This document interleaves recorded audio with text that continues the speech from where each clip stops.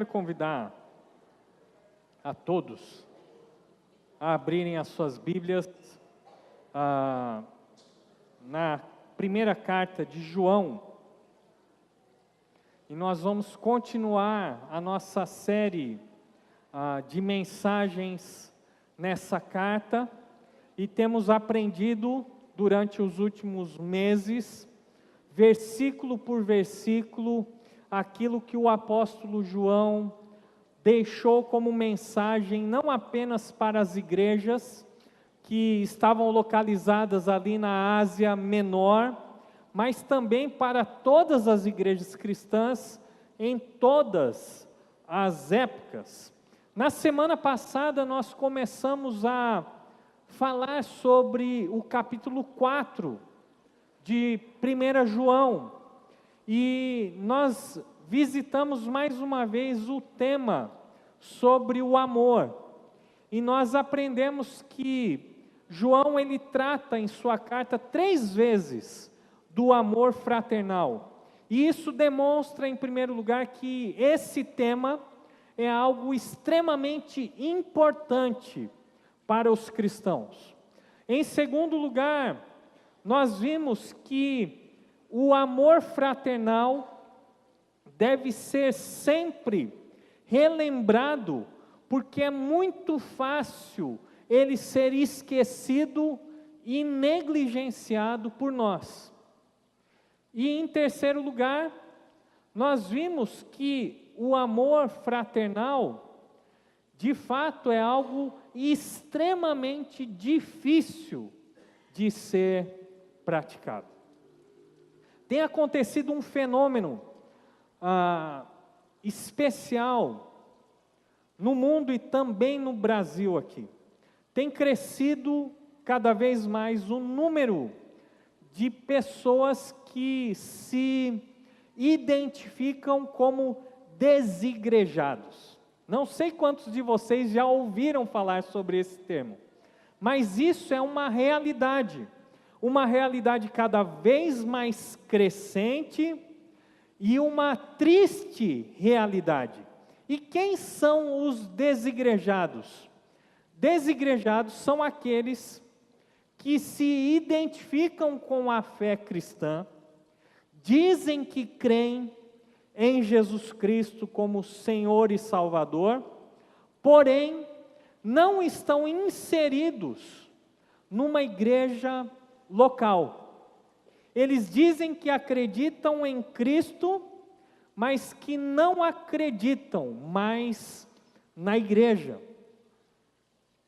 E com esse discurso, então, cada vez mais, esse grupo de pessoas tem crescido e esvaziado as igrejas evangélicas. E esse é um grande problema que nós temos. Pessoas que dizem que creem em Deus, que creem em Cristo, dizem que leem a sua Bíblia, que têm uma vida de oração, mas que não querem nenhum tipo de vínculo ou relacionamento com a igreja formal. E apesar de nós termos vários motivos para que essas pessoas tenham tomado essa postura, a grande maioria desses que se intitulam desigrejados vem de igrejas neopentecostais, igrejas que, de alguma maneira, praticaram algum tipo de abuso espiritual. Olha que absurdo, né? Nós chegamos no ponto de não falar mais sobre abuso físico, sexual, emocional, mas agora nós estamos falando de abuso espiritual. Pessoas que foram manipuladas de alguma forma, e tem um pastor congregacional que escreveu um livro, pastor Idauro lá de Niterói, com esse título. E ele conta a história de um desses desigrejados. E ele diz então que o seu líder espiritual o seu pastor o convenceu a pagar uma viagem para ele, para Nova York, porque assim era a vontade de Deus.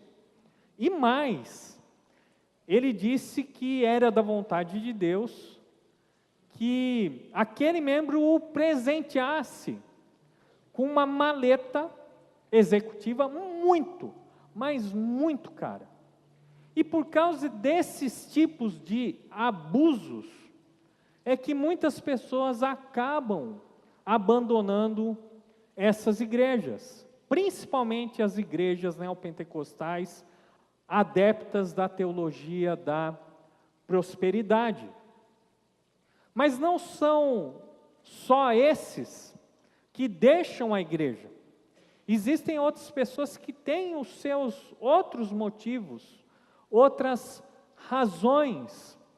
Pessoas que dizem que ficaram decepcionadas com pessoas, pessoas que dizem que ficaram decepcionados com a instituição igreja, pessoas que dizem que ficaram decepcionados com os seus líderes, mesmo esses líderes não tendo praticado nada de errado.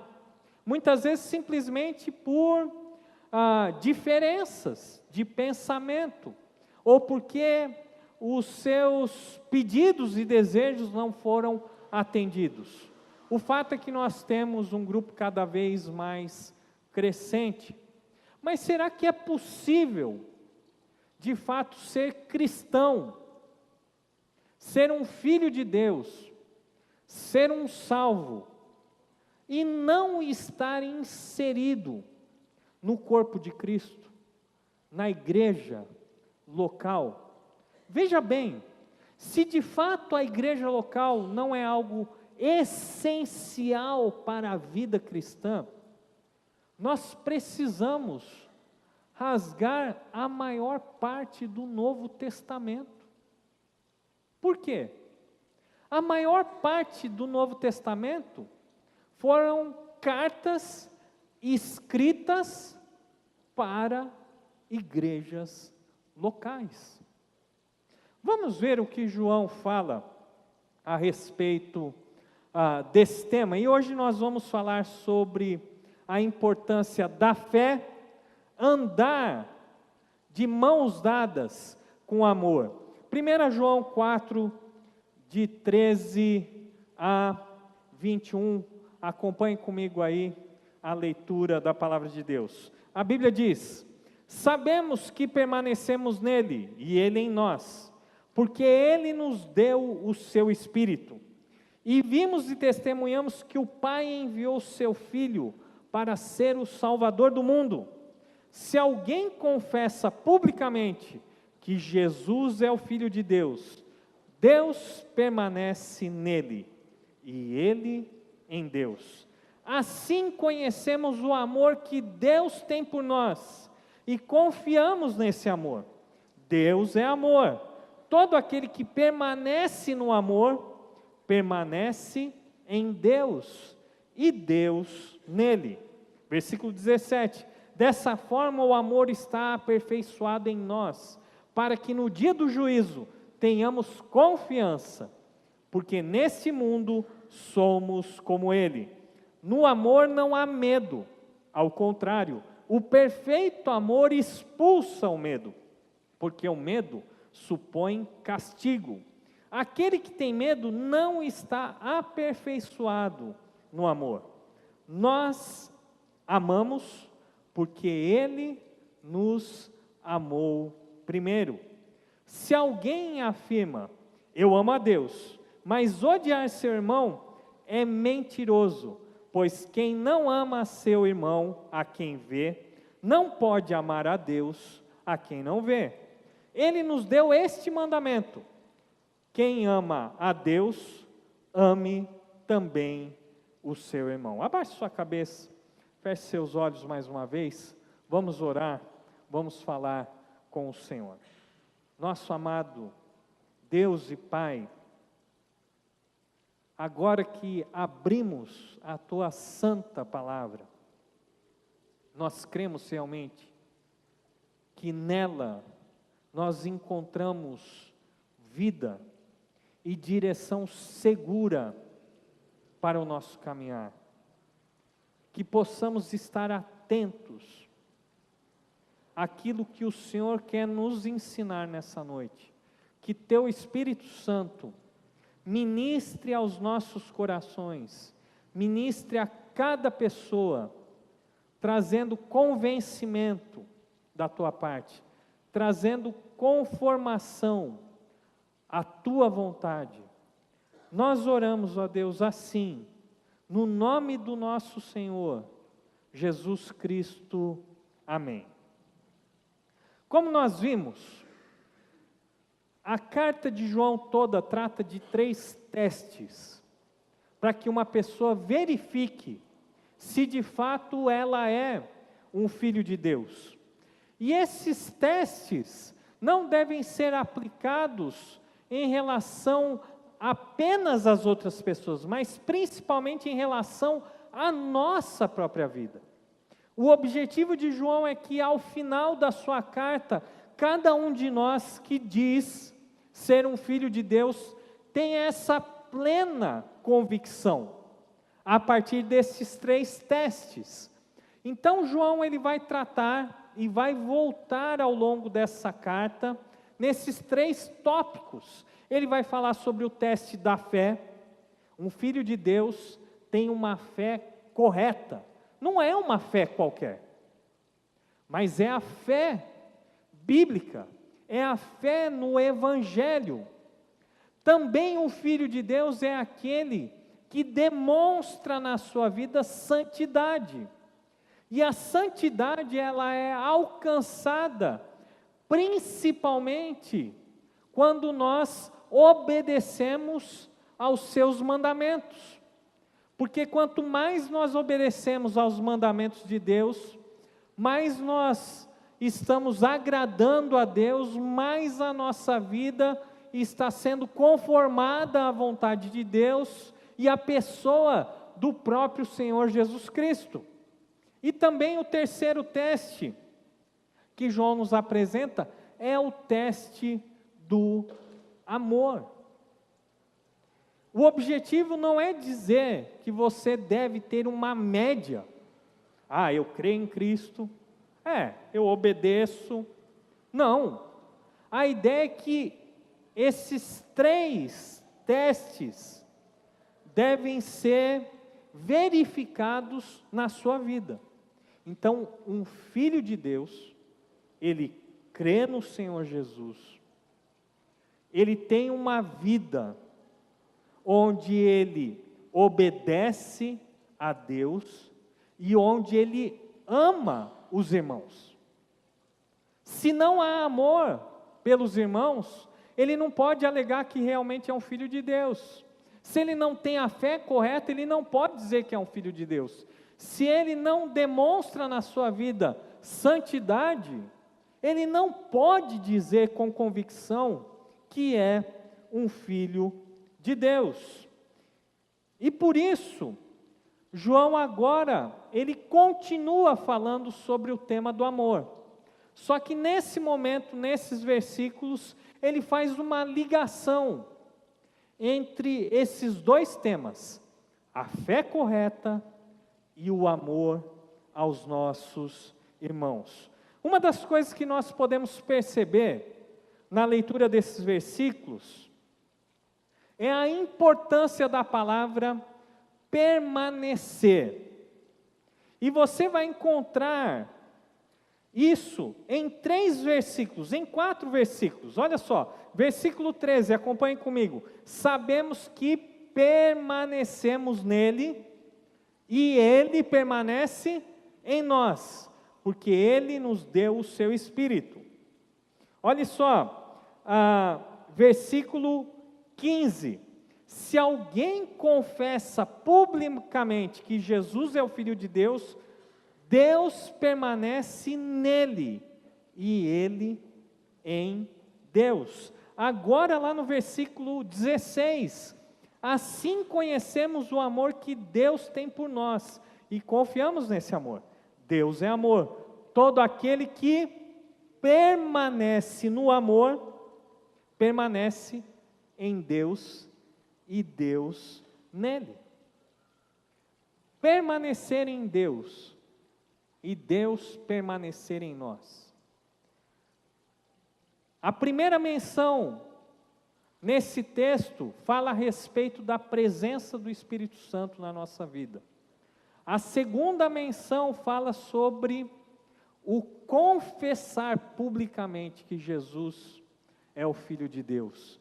E a terceira vez que ele faz menção à permanência, ele faz referência ao amor. Então, nós podemos aprender aqui que a fé e o amor precisam andar de mãos dadas. E o que significa permanecer? Permanecer significa um relacionamento real e permanente, que envolve a pessoa de Deus e a nossa pessoa. A ideia de permanecer é a ideia de que nós estamos, de fato, num relacionamento pessoal com Deus. Nós temos comunhão, nós temos intimidade.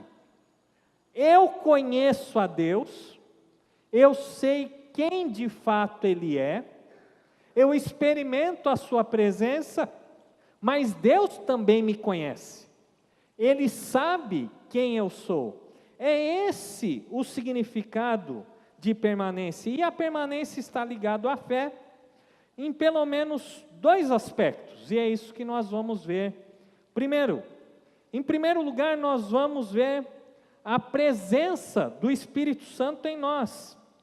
Os verdadeiros crentes já estão em Deus e Deus está neles, através do seu Santo Espírito. Versículo 13, acompanhe comigo a leitura. Sabemos que permanecemos nele e ele em nós, porque ele nos deu o seu Espírito. Ele, o Pai e o Filho, nos deu o Espírito Santo.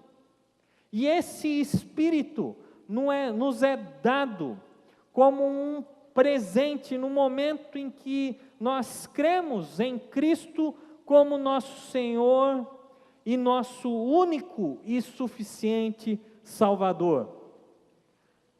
Eu entendo que muitas pessoas em muitas igrejas dizem que o Espírito Santo é uma experiência depois da conversão.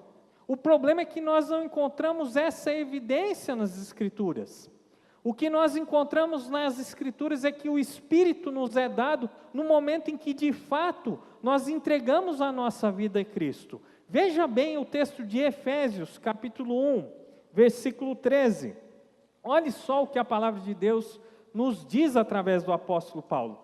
Nele, quando vocês ouviram e creram na palavra da verdade, o evangelho que os salvou, vocês foram selados com o Espírito Santo da promessa. Quando nós somos selados com o Espírito Santo da promessa? No momento em que nós ouvimos e cremos na palavra da verdade, no evangelho que nos salvou. Veja agora o que a Bíblia nos fala em Efésios capítulo 4, versículo 30. Não entristeçam o Espírito Santo de Deus, com o qual vocês foram selados para o dia da redenção. A figura do selo era algo muito conhecido na antiguidade, no período do Novo Testamento. Na verdade, esse selo, ele era feito com cera. Então, uma carta, uma correspondência, ela deveria conter um selo, uma marca. E esse selo, então, ele era constituído de uma cera pingada e um anel que era pressionado contra aquela cera. E esse anel, então, marcava aquela cera. E aquele, então, selo representava para aquela correspondência, quem era o seu proprietário, quem é que estava enviando aquela correspondência. O selo não apenas identificava de quem era a correspondência, mas também era uma forma de garantir que aquela correspondência não poderia ser violada, somente pelo seu destinatário. E é com isso em mente que Paulo fala a respeito do selo do Espírito Santo. O selo do Espírito Santo, a presença do Espírito Santo, o próprio Espírito Santo é como esse selo na vida do cristão. A presença do Espírito Santo nos diz que aquela pessoa que tem o Espírito de Deus pertence a Ele. Esse selo, a presença do Espírito Santo, o próprio Espírito Santo na vida do cristão, é a garantia de que nós estamos seguros, uma vez por todas.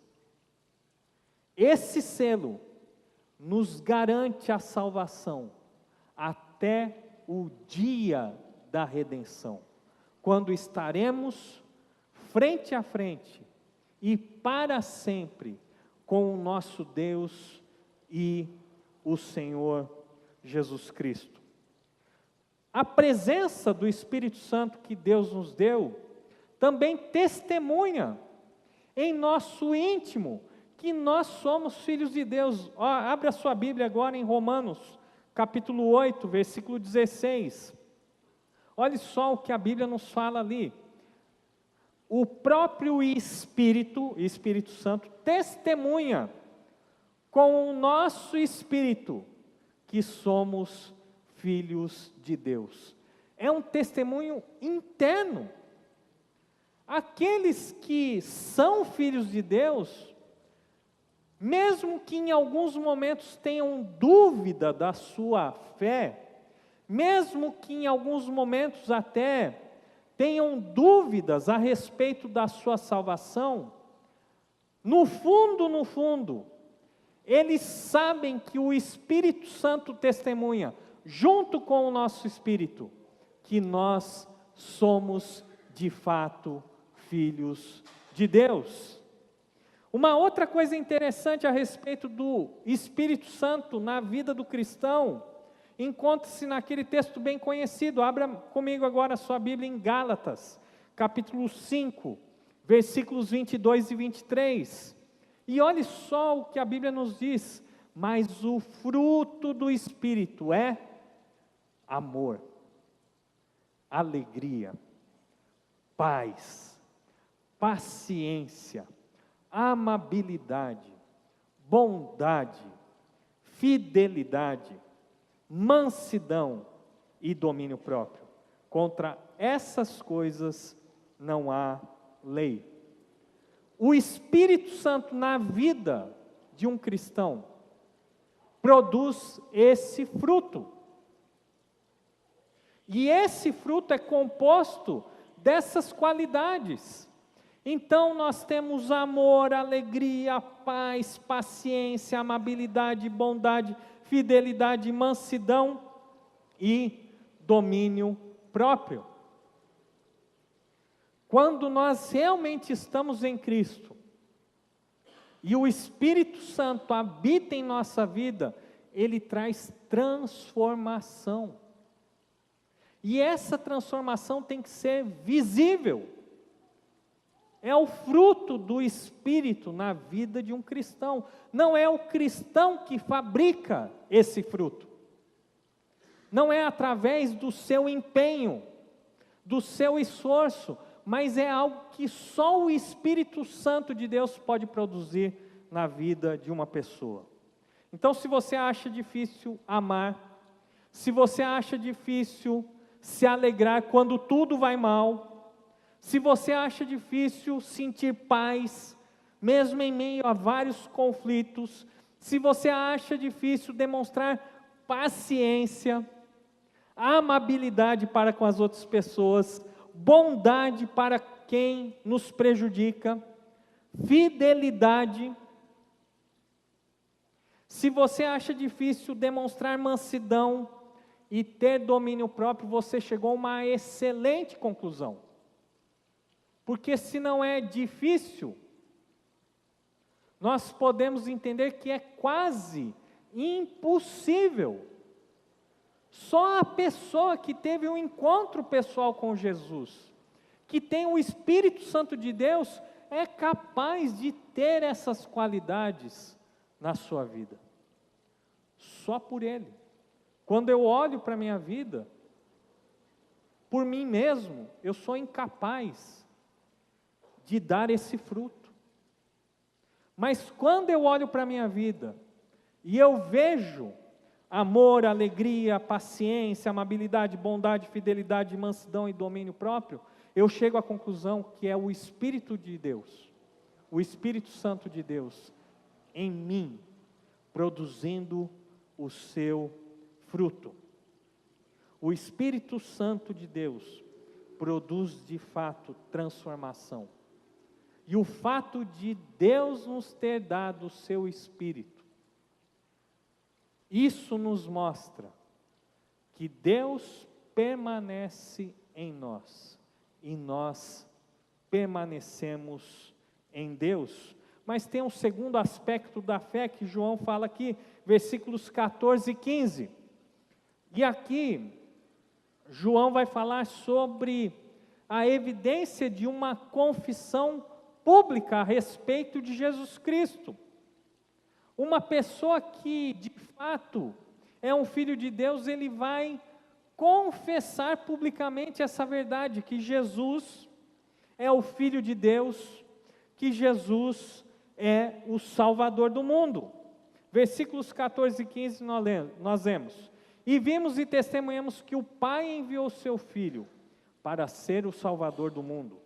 Se alguém confessa publicamente que Jesus é o Filho de Deus, Deus permanece nele, e ele em Deus.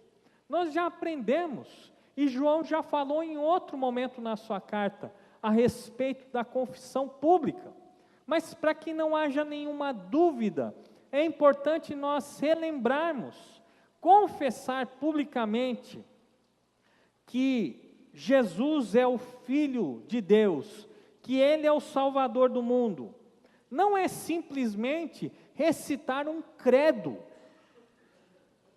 recitar uma declaração de fé, dizer assim: olha, eu creio que Jesus Cristo é o Filho de Deus, Ele é o Senhor e Ele é o Salvador. Não basta isso. Não é isso que significa dizer que Jesus é meu único Senhor e suficiente Salvador. Confessar publicamente tem outras implicações que, lógico, incluem essa declaração, essa profissão de fé, mas que vai além das nossas palavras. E isso nós precisamos entender o que significa confessar publicamente Jesus à luz do contexto histórico daquela época. Hoje qualquer pessoa diz: eu creio em Jesus. Principalmente no nosso país, que na sua grande maioria da população se identifica como cristão, ou mais especificamente a grande maioria agora ainda se declara católico, apostólico, romano. Daí você junta aqueles que se declaram católicos, mais os 40 milhões, né, de supostos evangélicos, nós temos uma grande maioria cristã. Se você sair na rua e perguntar: você sabe quem é Jesus? De 10, 8 vão dizer: sei, Jesus é o Filho de Deus. E você sabe o que Jesus fez? Sim, eu sei que Ele morreu na cruz para perdoar os nossos pecados. Sim, a grande maioria das pessoas sabe quem é Jesus. A grande maioria das pessoas no nosso país sabe o que ele fez. O problema não é saber, mas é entender o que isso significa. E sem entendimento real, e sem que essas verdades impactem a vida de uma pessoa, não há real salvação. O que significa dizer que Jesus é o Filho de Deus? Não é simplesmente saber a história do Natal, mas é entender todas as implicações. O Filho de Deus deixou a sua glória e veio a esse mundo, andou entre nós, viveu uma vida sem pecado, perfeita, entregou-se como um sacrifício perfeito a Deus, para que os nossos pecados fossem lançados sobre Ele, para que os nossos pecados fossem removidos das nossas vidas. Ele pagou a pena dos nossos pecados. Ele ressuscitou, Ele venceu a morte. Ele voltou ao céu e um dia voltará. A maioria das pessoas, apesar de saber sobre a história de Jesus, não compreendem a seriedade da vinda de Jesus. Por que Ele teve que vir? Por que Ele teve que morrer? E por que eu tenho que crer em Cristo? Para que então eu seja contado entre aqueles que foram salvos pela graça. As pessoas sabem quem é Jesus. As pessoas até sabem que Jesus morreu na cruz para perdoar os pecados, mas não entendem as implicações dessas verdades nas suas vidas. Uma pessoa, no período do Novo Testamento, quando ele confessava Jesus Cristo publicamente, não é como acontece hoje com os jogadores de futebol, com as celebridades, com os cantores, com aquilo que acontece com os artistas, que dizem, não, agora eu sou evangélico, agora eu sou de Jesus, e que vão nos programas de entrevista e tudo mais. Não, quando uma pessoa confessava publicamente que Jesus Cristo era Senhor, em primeiro lugar ele estava dizendo, eu creio que Jesus não é um homem qualquer, mas Ele é o Filho de Deus, mas Ele é o Deus encarnado. Quando ele dizia que Jesus era o seu único e suficiente Salvador, ele estava dizendo com toda a convicção que Jesus é o caminho, a verdade e a vida, o único caminho, a única verdade, a única forma de termos vida, de chegarmos até o Pai. E uma pessoa que fazia essa confissão estava atraindo para si várias consequências na sua vida, consequências familiares, consequências religiosas, consequências sociais. Então, uma pessoa que confessava Jesus Cristo, ele sabia de fato a seriedade com que ele estava dizendo aquilo. Muito diferente do que acontece nos nossos dias, de pessoas que, na base da emoção, ou porque esperam alcançar alguma bênção de Deus, simplesmente dizem, não, eu creio em Cristo, eu sou evangélico. Totalmente diferente do que a Bíblia nos ensina.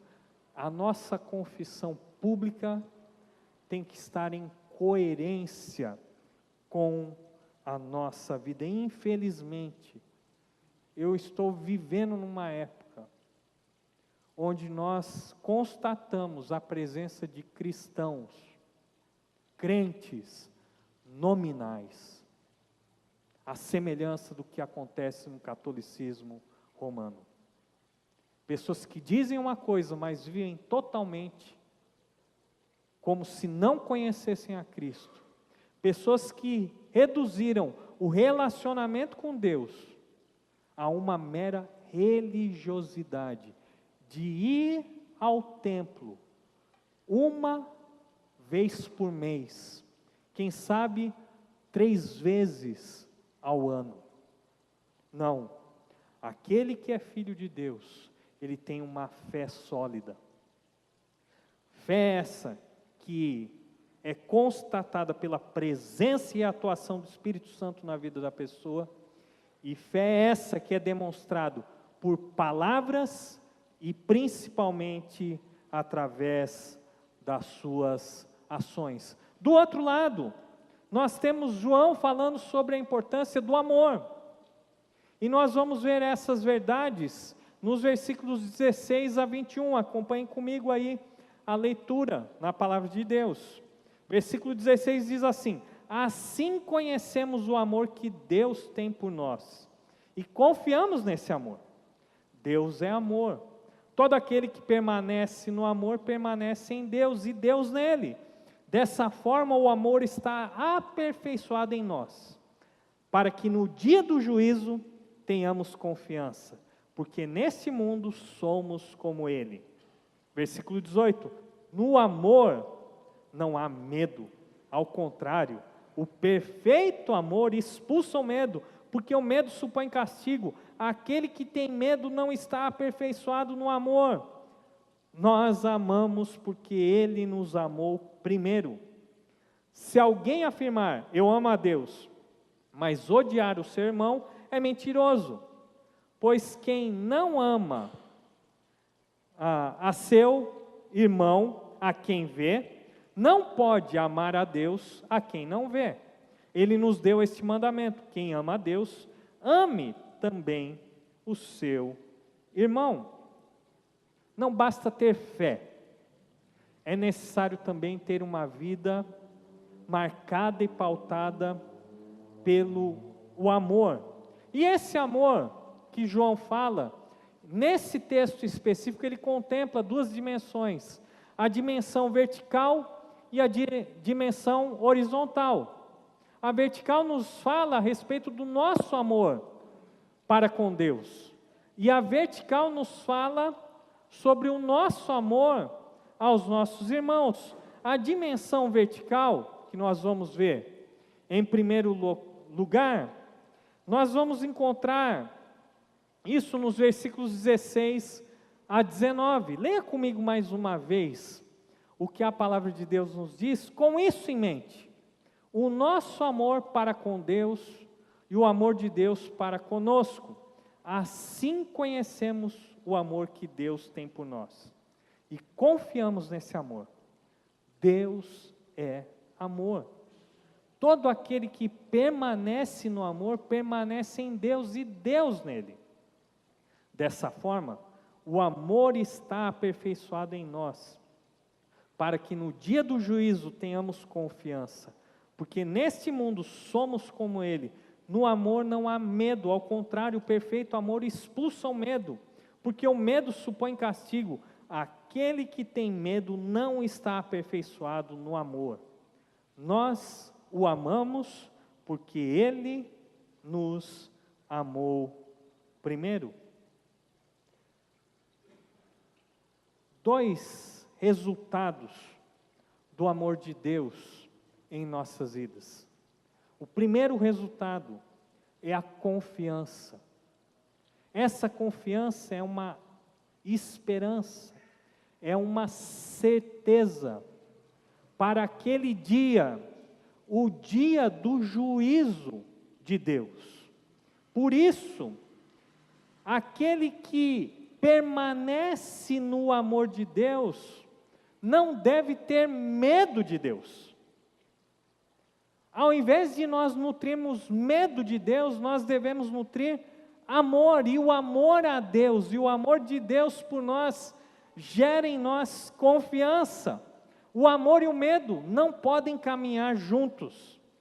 O cristão, sim, ele tem reverência, respeito por Deus, mas ele não tem medo de ser castigado, porque o crente é amado por Deus, e porque o crente ama a Deus, ele não precisa ficar preocupado de estar diante de Deus no dia do julgamento. O medo é uma emoção característica de quem espera ser castigado.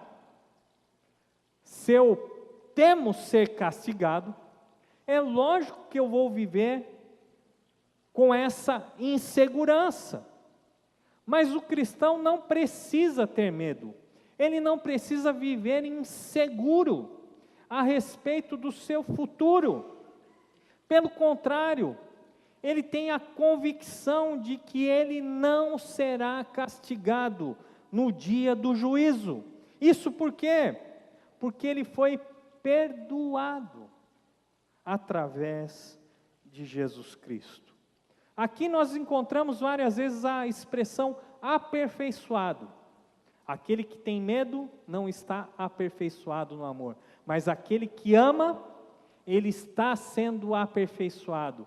O que significa isso? Significa maturidade, amadurecimento, é isso que a palavra significa. Algo que está sendo completo, atuante na vida de uma pessoa. Aquele que vive em íntima comunhão com Deus, sabe que o seu pecado já foi castigado em Cristo Jesus, lá na cruz do Calvário. Portanto, agora, ele não tem medo de nenhuma condenação. Romanos 8:1 nos diz assim: portanto, agora já não há condenação para os que estão em Cristo Jesus. Será que você tem medo? Será que você ainda tem dúvidas? Será que você ainda nutre no seu coração questionamentos a respeito do amor de Deus? E se isso acontece, eu tenho compaixão de você, porque é muito triste nós vivemos atormentados pelo medo. O cristão não precisa viver assim. Ele pode ser liberto do medo. E quando nós estamos num relacionamento de amor profundo com Deus, onde nós amamos a Deus e sabemos que Ele nos ama, esse amor é amadurecido. As incertezas são deixadas de lado. E as certezas e as convicções se tornam cada vez mais fortes em nossa vida. Também Romanos 8:31-36 diz assim: que diremos, pois, diante dessas coisas? Se Deus é por nós, quem será contra nós? Aquele que não poupou a seu próprio Filho, mas entregou por todos nós, como não nos dará juntamente com Ele de graça todas as coisas? Quem fará alguma acusação contra os escolhidos de Deus? É Deus quem os justifica. Quem os condenará? Foi Cristo Jesus que morreu e mais, que ressuscitou e está à direita de Deus e também intercede por nós. Quem nos separará do amor de Cristo? Será tribulação, ou angústia, ou perseguição, ou fome, ou nudez, ou perigo, ou espada? Nada nos separará do amor de Deus. Romanos 8:38-39, pois eu estou convencido de que nem morte, nem vida, nem anjos, nem demônios, nem o presente, nem o futuro, nem quaisquer poderes, nem altura, nem profundidade, nem qualquer outra coisa na criação, será capaz de nos separar do amor de Deus que está em Cristo Jesus, nosso Senhor. Quem ama a Deus e que sabe que é amado por Deus, não tem medo. Se você sair hoje daqui e for atropelado, Você tem certeza absoluta na sua vida que você estará na presença de Deus? Eu espero que sim. Mas se você ainda não tem essa certeza, você necessita urgentemente conhecer as boas novas do Evangelho, que nos diz que em Cristo nós podemos ter a vida eterna. Não vá embora com essas dúvidas no seu coração nessa noite. Mas tem esse segundo aspecto, e nós já estamos terminando aqui a nossa mensagem. Fala também a respeito do nosso amor a Deus.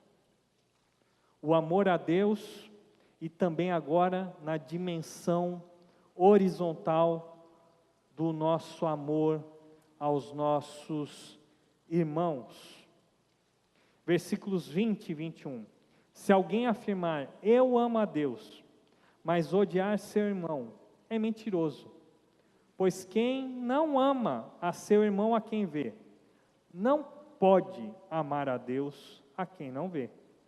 Ele nos deu este mandamento: quem ama a Deus, ame também a seu irmão. O amor, ele não encontra a sua fonte em nós mesmos. João já disse, nós o amamos porque ele nos amou primeiro. Nós só podemos amar a Deus porque ele nos amou primeiro. E nós só somos capazes de amar o nosso irmão porque Deus nos ama e faz com que esse amor transborde para outras pessoas. É como se Deus fosse representado pelo sol e nós fôssemos a lua. Nós não temos luz própria, mas nós refletimos o amor que vem de Deus.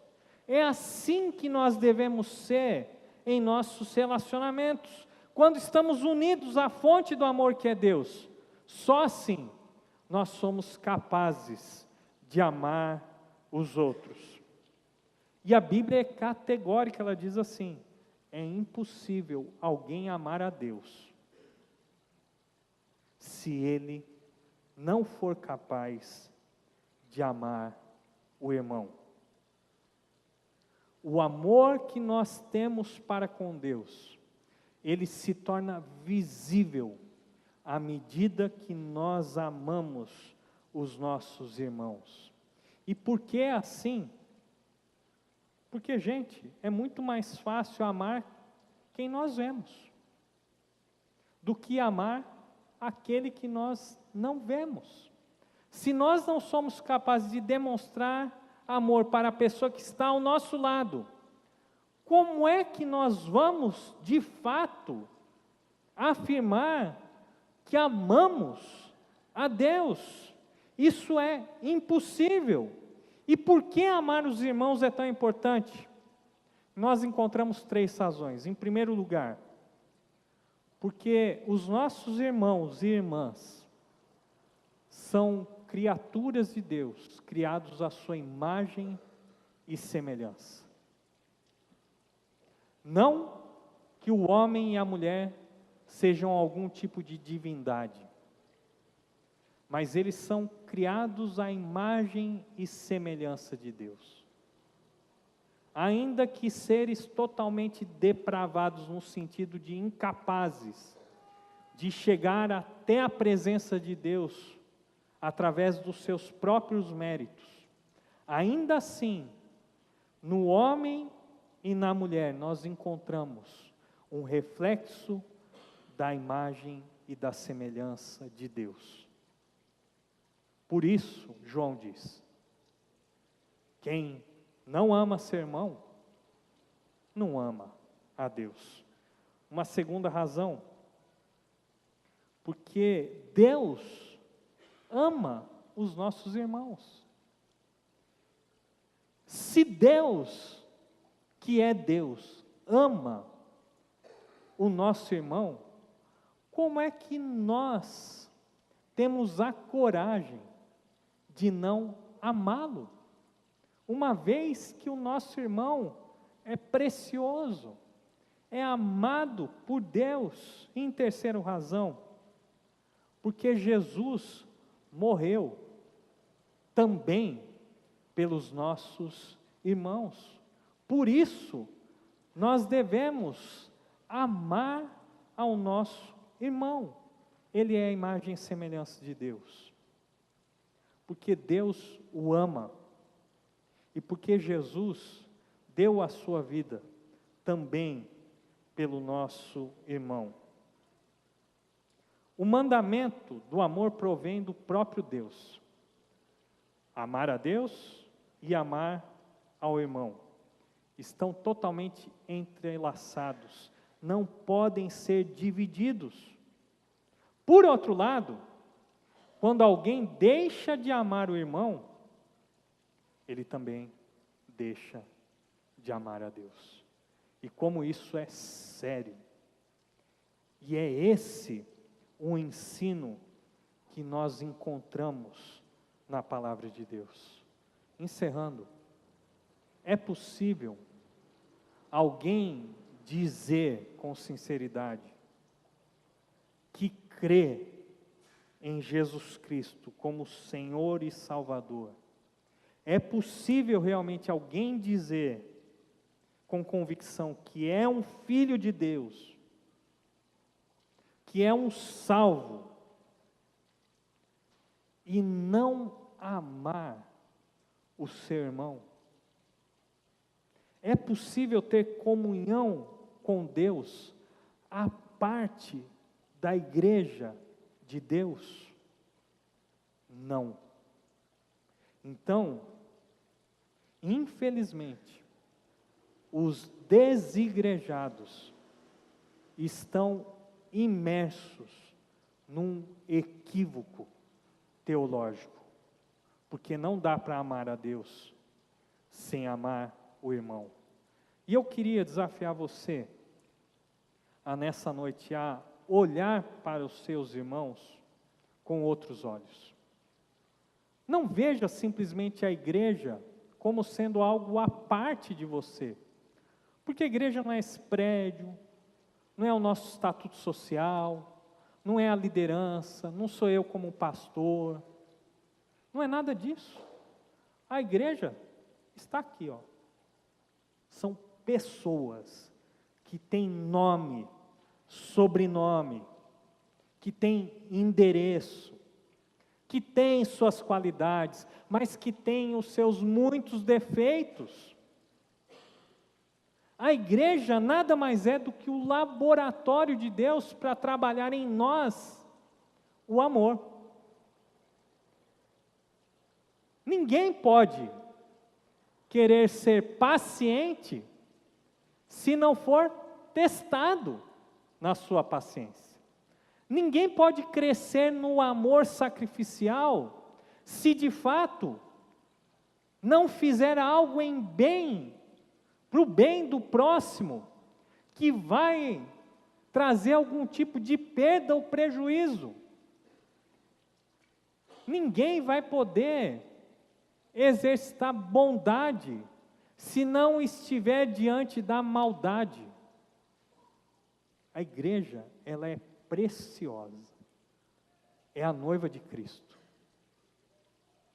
Como é que nós podemos denigrir a imagem daquela pessoa que é a mais importante para Cristo?